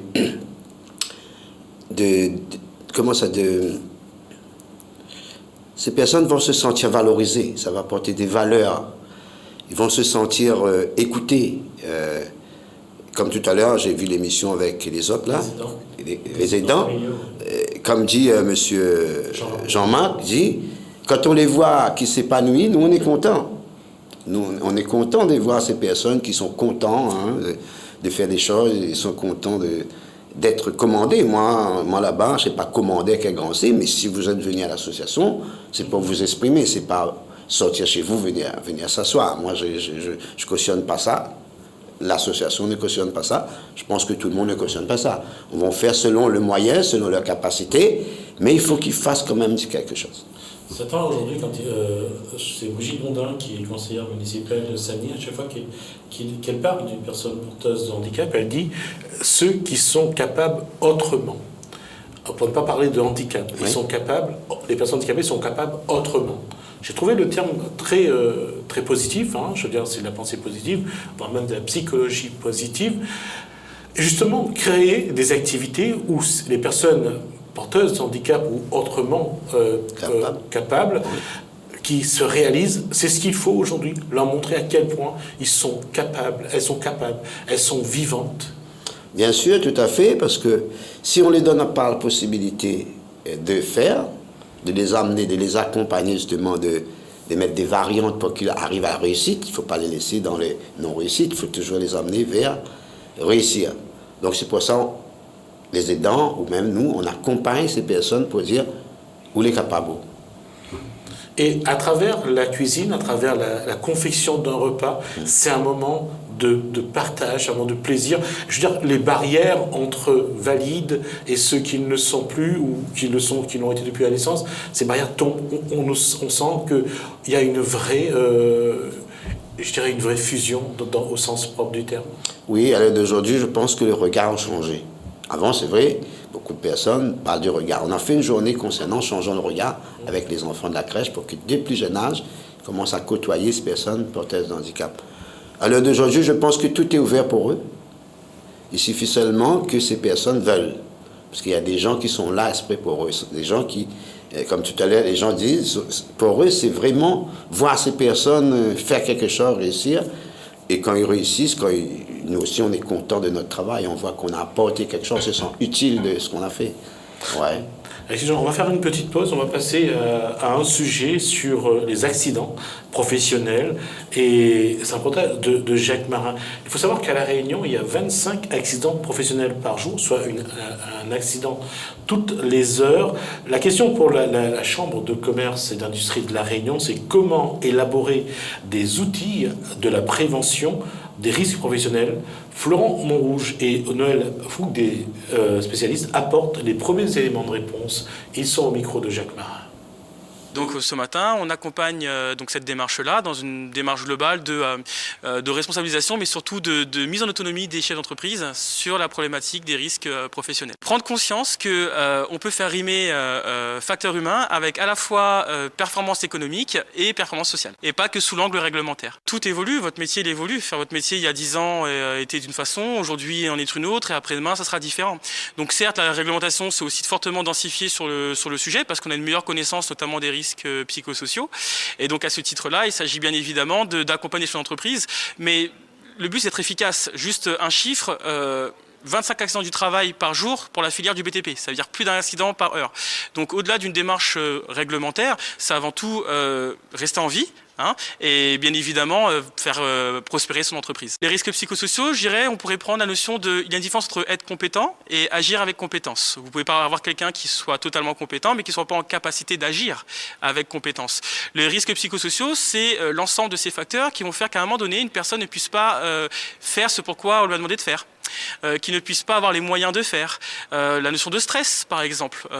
Quand la notion de stress, c'est l'écart entre ce que vous devez faire et les ressources que vous jugez disponibles pour faire. Alors, ce qu'il faut bien comprendre, c'est qu'on parle de l'évolution du métier et de l'humain à travers tout ça. Et la notion de risque, si on peut parler de risque, il y a toujours à un moment donné une réflexion à avoir sur les moyens de faire pour faire. Il ne s'agit pas d'aider une personne individuellement à faire face à une situation, mais d'avoir une réflexion collective sur comment arriver justement à produire les ressources nécessaires pour que ensemble, quel que soit le réel qui se met en face de nous, eh bien, on puisse trouver les solutions, les réflexions pour mettre en place une action cohérente et efficace dans notre travail. Il faut savoir qu'il y a des dispositifs État, notamment sur l'île de la Réunion, qui nous permettent de faire financer nos actions dès lors où elles s'inscrivent dans une démarche globale d'amélioration de la qualité de vie au travail. C'est-à-dire avoir une conscience de je ne fais pas pour le cadre purement réglementaire, mais je fais pour que tout le monde s'y retrouve. Ça fait depuis 2003 que j'exerce. J'ai toujours fait attention à tout, mais je pense que là, il manque un petit truc, d'où la chute, l'accident. Alors justement, qu'est-ce qui s'est passé concrètement? On était en train d'évoluer sur un toit. Le toit, il était perché à 10 mètres de hauteur. On était en train de mettre la ligne de vie. On était 3 personnes à évoluer sur le toit. Et je suis parti à l'encontre d'un de mes ouvriers pour l'aider à mettre le harnais. Et j'avais oublié qu'il y avait un trou, un puits de lumière. J'ai posé le pied dessus et je me suis retrouvé 10 mètres en dessous. Conséquence physique, j'ai les 2 pieds qui sont remontés dans mon tronc, le bassin cassé entièrement, percé la rate, tombé sur le coude, cassé le coude, tombé sur la tête, traumatisme crânien, d'où 3 mois dans le coma. Évidemment, sur le coup, je suppose que vous n'avez pas pris conscience de ce qui vous est arrivé. Quand vous êtes réveillé, quelle était votre première réaction? Je me demandais qu'est-ce que je faisais là. J'ai pas pris un abonnement pour aller à l'hôpital. Après, il fallait reconstruire avec tout ce qui était là. Ça fait bizarre de se retrouver cloué au lit, les 4 membres ficelés, quoi, et de pouvoir rien faire. Ça s'est passé il y a combien d'années? En 14 décembre 2015. Donc c'est très récent. C'est récent. Vous êtes été hospitalisé longtemps? Ah oui, 1 an et demi. D'accord. Je sors de l'hôpital, là j'ai fini ma rééducation, ma convalescence en décembre 2016. Aujourd'hui, qu'est-ce qui vous est empêché de faire? Qu'est-ce qui vous est interdit justement par votre situation physique? Ce qui est interdit, c'est de mal faire les choses.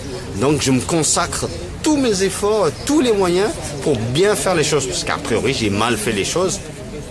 Peut-être pas assez bien. Psychologiquement parlant, c'est dur de reprendre la barre, mais il faut tenir la barre parce qu'il y a plein de personnes qui comptent sur vous, votre famille à vous, vos ouvriers à vous et tous vos clients, tout le monde qu'on connaît, quoi. Et c'est pas parce qu'il nous est arrivé un mauvais passage qu'il faut baisser les bras. Au contraire, il faut lever les bras. Et ce qui ne tue pas nous rend plus forts. L'entreprise est mise en sommeil automatiquement. Mais j'avais eu un avantage, c'est que j'ai toujours payé le RSI. Donc le RSI m'a appris la suite de tout ce qui est santé, tout ça, quoi. Il a tout pris, quoi. Et par rapport à vos employés? Mes employés, ils ont arrêté tout simplement. Donc ils ont été mis en chômage technique? Oui, un chômage technique, en sommeil, quoi. Mais ils ne voulaient pas continuer sans moi. Donc ils avaient besoin de moi. D'accord, donc pendant 2 ans, plus d'activité. Et vous me disiez à l'instant que vous avez repris tout doucement les rênes de votre entreprise. Est-ce que ça a changé? Évidemment, je suppose que oui, par rapport à vos interventions sur le terrain. Ah oui, vous êtes moins présent physiquement. Malheureusement, je suis moins présent physiquement, mais je suis obligé d'être là quand même. Parce que les gens, pour suivre et pour montrer la bonne marche des choses. D'accord. Si vous avez témoigné ce matin apparemment à l'occasion de cet atelier, si vous avez un message à lancer à tous les chefs d'entreprise qui nous écoutent, quel que soit le milieu professionnel, que ce soit dans le BTP ou autre. Le message que j'aimerais passer, c'est vraiment prendre du recul, savoir respirer, prendre le souffle. Parce que on court, mais on ne s'arrête pas. Respirer un coup.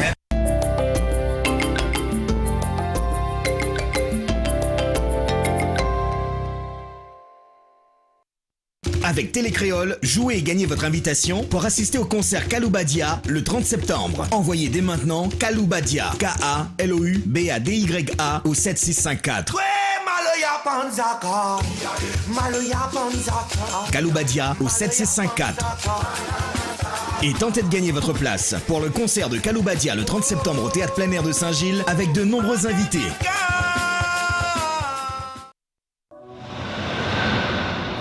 Bonjour, je suis Jocelyn, voyant médium. Si vous souhaitez une consultation en privé, par téléphone ou en bureau, merci de me contacter au 06 92 81 36 06 ou sur mon site internet w3fois.jocelyn-medium.com.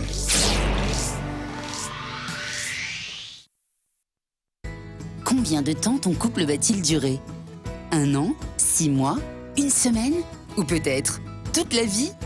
Pour le savoir, envoie par SMS Amour au 80 80. Amour au 80 80.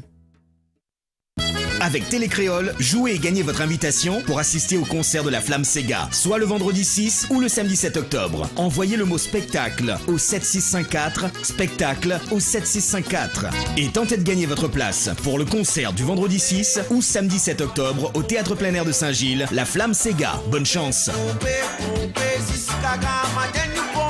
MSOI 0,65 centimes par SMS, 3 SMS max.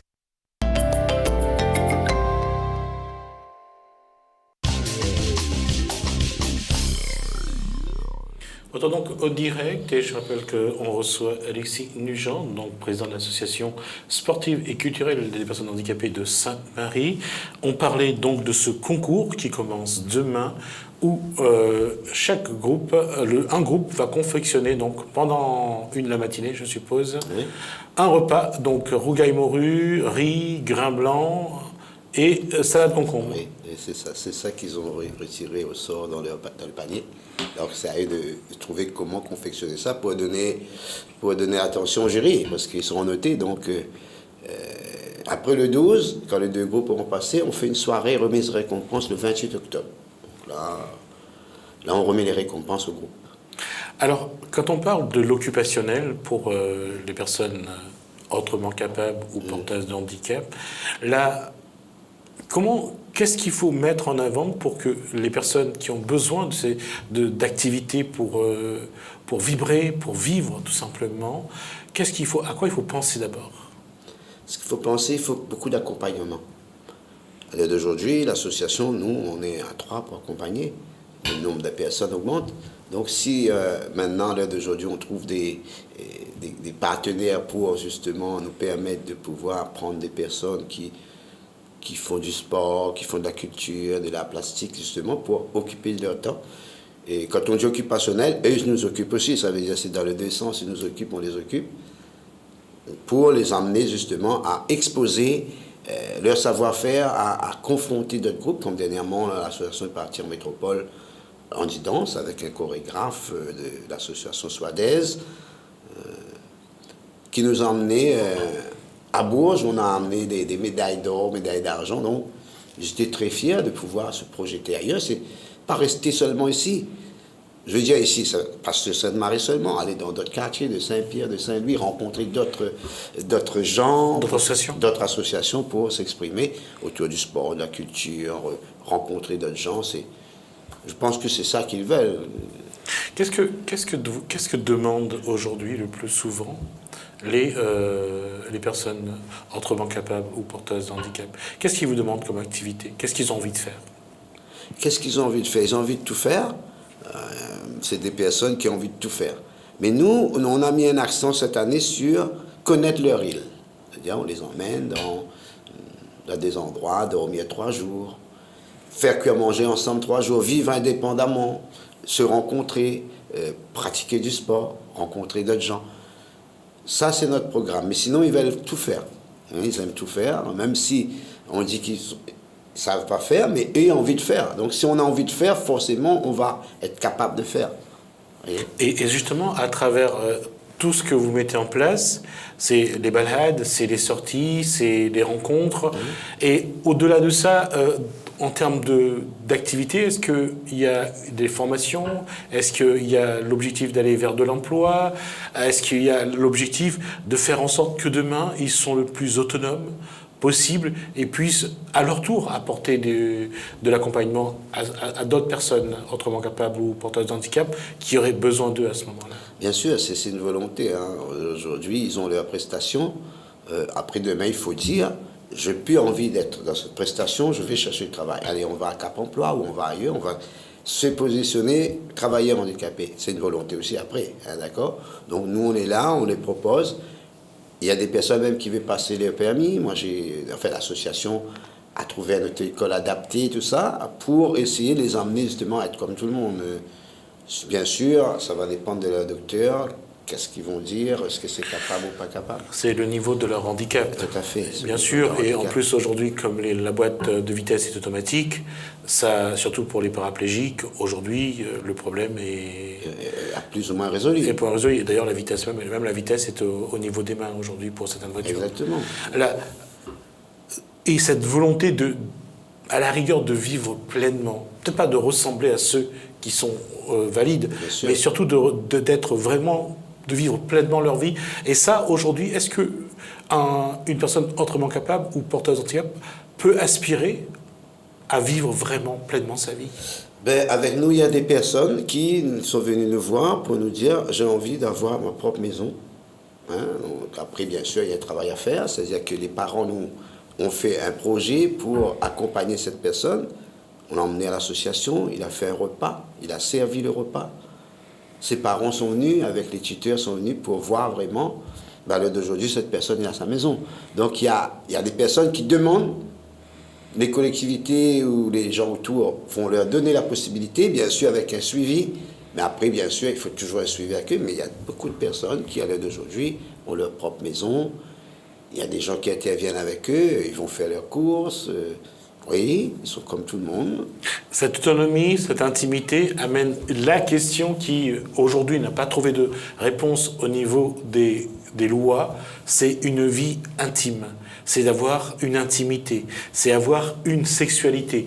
Et la sexualité des personnes porteuses d'handicap ou autrement capables reste une question en suspens parce qu'il y a des choses qui se font en Suisse ou au Canada, par exemple, mais qui ne se font pas en France. Oui. Quand je dis il y a autre chose, c'est ce qu'on appelle les assistants sexuels qui existent dans les pays comme la Suisse ou comme le Canada, mais que la France aujourd'hui ne tolère pas parce qu'on assimile ça toujours à la prostitution. Oui, vraiment, c'est vrai, parce que moi j'étais dans certains endroits, j'ai pas beaucoup voyagé, mais dans certains endroits, j'ai vu que les personnes en situation de handicap pouvaient vivre pleinement leur amitié, leur amour, leur fréquentation. Mais c'est vrai, ici on a des difficultés, il y a un réticement, on va dire, un réticement des parents aussi, il y a ce côté-là, et puis aussi, il y a quoi, il manque d'informations. Ils ne sont pas beaucoup informés, c'est toujours fermé. Mais maintenant, je sais qu'il y a aussi des chambres communes. Ça veut dire le soir, ils peuvent s'échanger, aller voir. Mais après certaines heures, il faut rentrer dans leur... Et c'est vrai que ça, c'est quelque chose qu'on le voit souvent. Les parents craignent lorsque l'enfant, et là je parle de ceux qui ont, à partir de 17-18 ans, commencent vraiment à avoir des envies de découvrir, de connaître tout ce qui est intimité, sexualité. C'est difficile pour les parents aussi d'accepter cette démarche-là.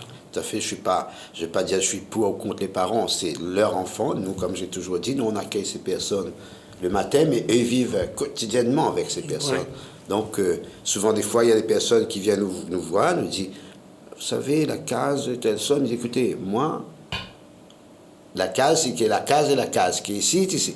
Je ne vais pas rentrer dans ce moment, la gronde moins, c'est pour ça, non. Ça, c'est sa maman, c'est la gronde ou son frère. Nous, on fait notre travail d'accompagnement, mais pas de jugement. Et ce qui veut dire que les parents ne parlent pas non plus de sexe, ne parlent pas de sexualité avec leurs enfants autrement capables ou porteurs de handicap. On sait que quand ils arrivent en association, c'est d'abord entre eux, après avec parfois les personnes qui sont autour d'eux, qui sont là pour les accompagner. Difficilement, et d'ailleurs c'est vous souvent qui essayez de les amener sur ce sujet.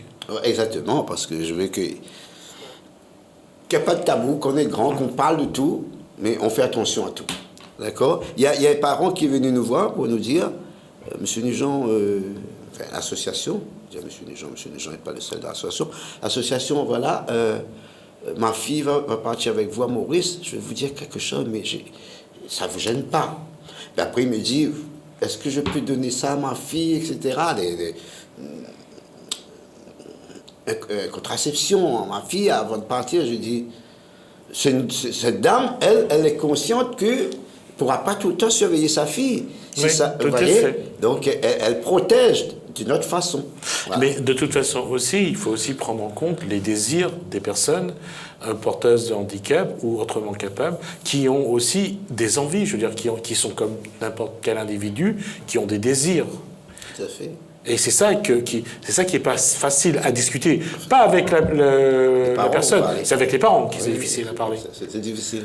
Ouais. Et vous essayez quand même, ou parce que je pense que vous ressentez parfois le désir chez certains adhérents, je suppose. Mais bien sûr, parce que des fois, je leur dis, à un moment donné, ce ne sera plus la SCPH, ce sera Agence Patrimoniale. On rigole un peu, là-bas, c'est beaucoup. Vous avez vu, dernièrement, vous êtes venus, c'est vraiment, on est là, on est entre nous, on est en... C'est vraiment libre, en tout cas, vous pouvez vous exprimer. Voilà. D'accord. Alors, on est arrivé à la fin de cette émission. Alexis Nugent, juste rappeler que c'est demain que commence le concours culinaire de l'Association sportive et culturelle des personnes âgées de Sainte-Marie. Oui.